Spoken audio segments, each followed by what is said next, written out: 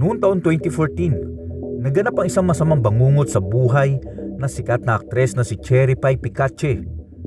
Isang napakasamang pangyayari hindi sa kanyang sarili, kundi sa kanyang inang si Zenaida Sison. Nakita kasi ang katawan ng ina nito na wala ng buhay sa kanyang bahay sa Quezon City. At ayon sa otoridad, ay pinagnakawan muna ito bago kinuha ang buhay nito nang nag-iisa daw na salarin. Ano ang buong pangyayari sa pagkamatay ng ina ni Cherry Pie Picache? At sino ang salarin na walang kahirap-hirap na nakapasok sa tahanan ni Ma'am Zenaida? Higit sa lahat, ano ang ginawa ni Cherry Pie Picache sa taong tumapos sa buhay ng kanyang ina, na siguradong magbibigay sa inyo ng iba't ibang mga reaksyon.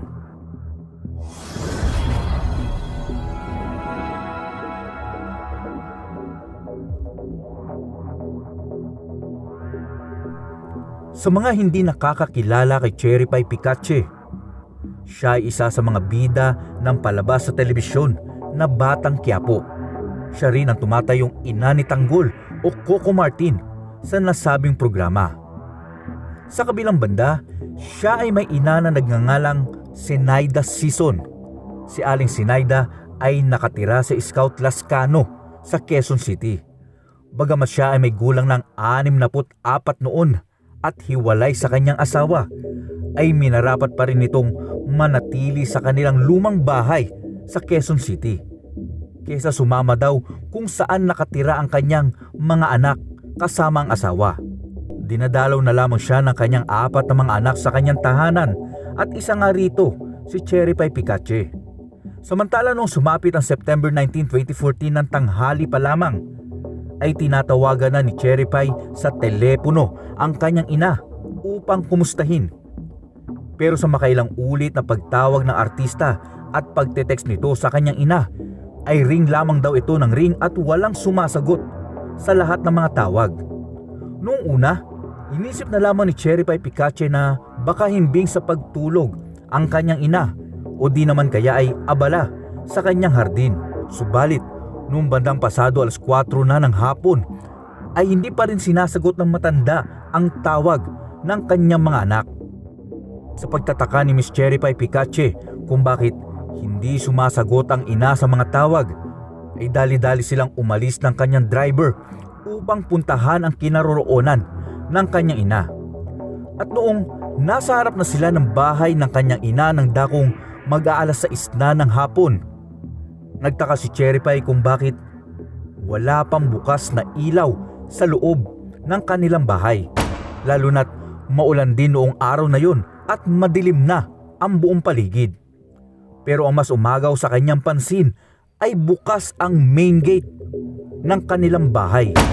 Dito na kinabahan ang artista at agad na inutusan ng driver nito na pasukin ang kanilang bahay at tignan kung nasaan ang kanyang ina.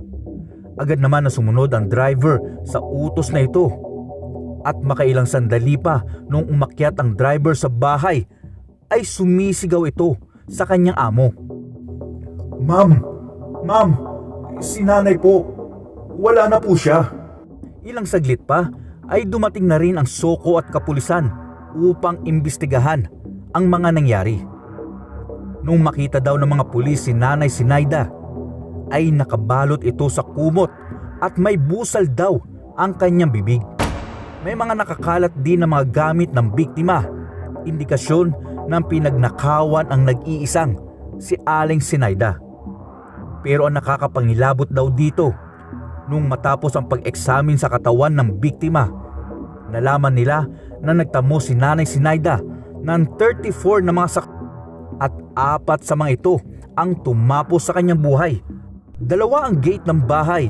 Bukod sa main gate nito, ay may isang maliit pa na gate ang dapat nabuksan para makapasok sa mismong main door ng bahay. At ang kandadong nakalak sa main gate ay hindi pwersahang sinira. Pero ang pangalawang gate sa loob ay tila ginamitan daw ng screwdriver dahil may code ang kandado nito na tanging si Nanay Zenaida lamang daw ang nakakaalam ng kombinasyon. Nakita nila sa kwarto ni Nanay Sinaida ang patalim na ginamit sa kanya at ang hinihinalang damit daw ng nanloob sa bahay. Nakita rin sa bahay ang mga marka ng paa sa sahig na maaring marka rin ng paa ng salarin. Dahil may CCTV sa kalye kung saan nakatira ang nanay ni Cherry Pie Picache, ay kaagad na nireview nila ang mga kuha ng mga ito. Hanggang sa umagaw sa pansin nila ang isang lalaking naglalakad patungo sa direksyon ng bahay ni Nanay Sinaida. Hindi makita ng kapulisan ang mukha ng lalaki dahil nakaharang ang payong na gamit nito noong maulang gabing yon. Hanggang sa pinagtanong-tanong ng mga kapulisan sa mga residente kung mayroon ba silang napapansing tao na may dala ng ganitong payong. At may isang lalaki ang nagsabi ng ganito sa kapulisan. Opo, sa akin po yung payong na yan at kinuha po yan ni Michael Flores. Sino si Michael Flores at ano ang kinalaman niya dito? Noong umusad pa ang investigasyon na pag-alaman nila na itong si Michael Flores pala ay isang manikurista sa lugar na yon. Hinanap ng kapulisan ang isang lalaking nagngangalang Michael Flores pero hindi nila ito nakita. Hanggang sa may nagbigay ng larawan sa kapulisan upang malaman ang kanyang mapagkakakilanlan.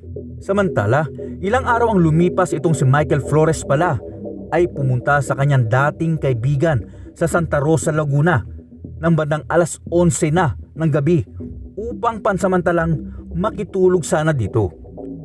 Pagkarating ni Michael sa kaibigang si Lilibet sa Santa Rosa ay pinakain pa ito ng babae. Pero lingid sa kaalaman ni Flores ay alam na pala ni Beth na wanted siya. Kaya tumawag agad ng kapulisan si Beth hanggang sa hulihin na si Michael ng mga pulis at hindi na rin naman pumalag ang lalaking ito. Sa mga katanungan na ginawa ng mga pulis, dito nila nalaman ang ugnayan ni Nanay Sinaida at ni Michael Flores. Ang dalawa pala ay hindi lang basta magkakilala sa Quezon City, kundi sila pala ay sadyang close sa isa't isa. Dahil si Flores pala ay ang nagugupit at nagmamanicure kay Aling Sinaida. Kumbaga, sineservisan nito ang matanda sa kanilang bahay at tuwing Huwebes daw ay sadyang pinupuntahan ni Michael Flores si Sinaida upang makipagkwentuhan. Madalas nga din daw na pumupunta ang dalawa sa mall at doon nagbabanding ang magkaibigan. Dahil sa pagiging close ng magkaibigan ay ibinigay daw ni Nanay Sinaida ang isang susi ng main gate ng kanilang bahay. Sa madaling salita, lubos na nagtiwala talaga ang matanda at nakatagpo ng isang kaibigan sa katauhan na isang manikuristang Becky. Ito ang dahilan kung bakit walang kahirap-hirap na nakapasok si Flores noong araw ng pagnakawan niya si Ma'am Sinaida. Ang sabi ni Flores sa kapulisan, hindi naman daw niya gustong paslangin si Aling Sinaida dahil pagnanakaw lamang daw talaga ang pakay nila. Dito na niya dinawit ang dalawang lalaki na may mga alias na Weng at Ali na kasama niya daw sa panluloob at pagpatay sa matanda. Ngunit lumipas ang 2 araw ay biglang sumulpot sa NBI ang lalaking si Weng upang linisin ang kanyang pangalan at wala daw itong alam sa nangyari at sa pagbibintang na ginawa ni Flores sa kanya. Hanggang sa muling nagbigay ng pag-aamin si Flores na siya lang daw talaga mag-isa ang nagnakaw at pumatay kay Ma'am Sinaida. Inamin din niya na nagawa niya daw ang lahat dahil sa matinding impluwensya ng... Sa kabilang banda, galit na galit si Cherry Pie Picache at kanyang pamilya sa salarin. Dito na nagkaroon ng hating opinyon si Cherry Pie ukol sa parusang kamatayan. Kahit pa siya mismo ay isa sa mga tutol na ipatupad ito. Hindi rin lubos maisip ni Cherry Pie kung bakit sa nanay niya pa nangyari ang malagim na pangyayari dahil siya ay kasama pa nga sa isang grupo na tumutulong at nagpapakain sa mga preso sa kulungan. Kumbaga, ang artista ay mahilig talagang magkawang gawa at kilala din bilang isang makadiyos na tao. Pero dito na nga ba matitigil ang pagtulong ni Cherry Pie sa mga bilanggo? o dahil sa nangyari ay masusubukan kung hanggang saan talaga ang kanyang paniniwala at pagpapatawad. Lumipas ang ilang buwan matapos na mahatulan ni Michael Flores at makulong sa bilibid sa Muntinlupa ng taong 2015. Dito niya ipinagpatuloy ang paggugupit at pagmamanicure sa kanyang mga kakosa, habang si Cherry Pie Picache naman ay pinipilit na hilumin ang sugat sa pagkawala ng kanyang ina. At ang isa pang gumugulo sa kanya ay kung ibibigay niya ba ang pagpapatawad sa taong kumuha sa buhay ni Nanay Sinaida. Hanggang noong March 23, 2019 ay pinuntahan ni Cherry Pie Picache sa bilibid si Michael Flores. Ngunit hindi upang bigyan ng malakas na sampal at malulutong na mura ang salarin, kundi isang mahigpit na yakap ang isinalubong niya kay Michael Flores. Dito nagkausap ang dalawa at personal na humingi ng tawad si Michael Flores sa artista. Pero ang naging ganti sa kanya ni Cherry Pie ay ang taus-pusong pagpapatawad din kay Michael Flores. Luha at hinagpis ang nangyari noong araw na yon sa pagitan ng dalawa. Isang tagpo na tila mahirap paniwalaan pero nangyari dahil sa pagpapatawad na ibinigay ni Cherry Pie Picache.